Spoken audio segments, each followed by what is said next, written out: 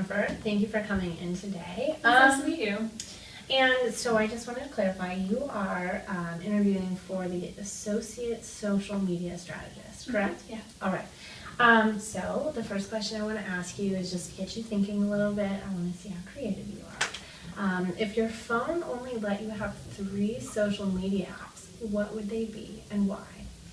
All right, my very first app that it would have would be BuzzFeed, because I've got a little bit of a cat obsession. I think that BuzzFeed does a really great job at channeling in all of the adorable cats from the internet and delivering them directly to my phone so that I can waste time looking at cats.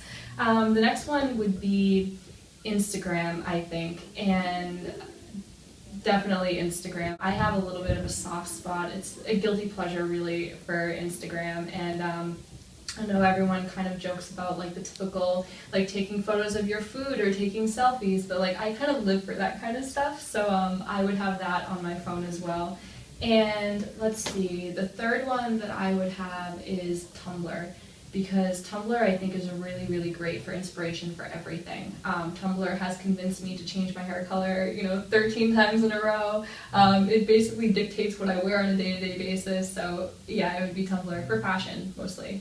All right. Well, it seems like you have a lot of familiarity with these social media platforms. So can you expand on your experience with them in a business or school setting? Yeah.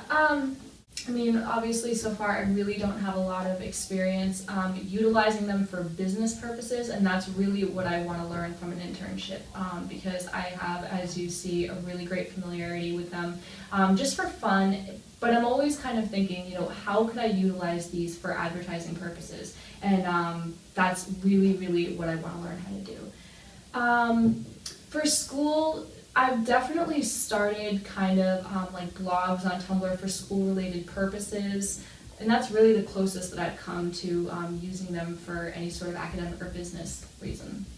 Oh, all right. Well, as you know, forming meaningful relationships with the customers and clients of our agency is very important to us, and also delivering them personalized service.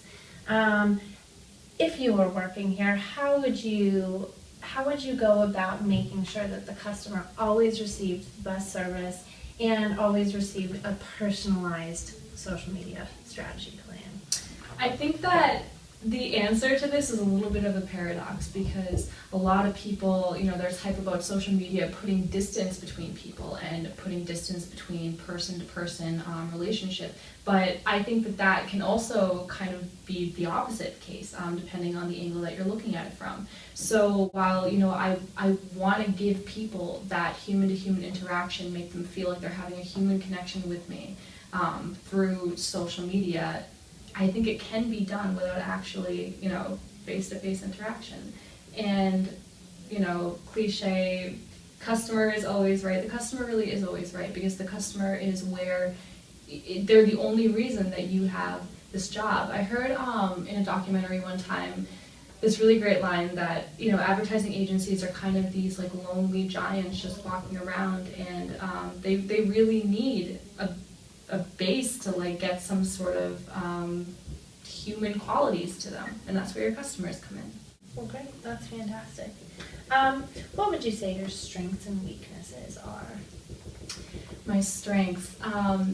I take responsibility really seriously. I take deadlines really seriously.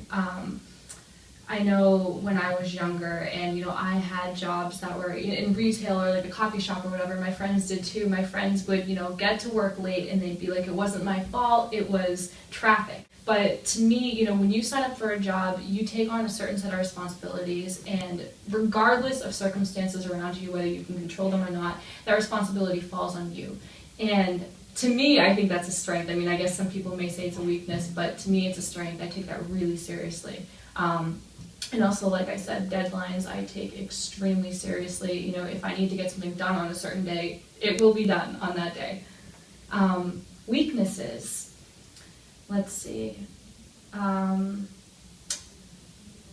One of my weaknesses, I'm going to have to say, is that in the past, I've always kind of avoided working in teams. And I know that, especially in the field that I'm going into, I need to sort of get around that and, learn how to work better in teams. I've always been sort of more of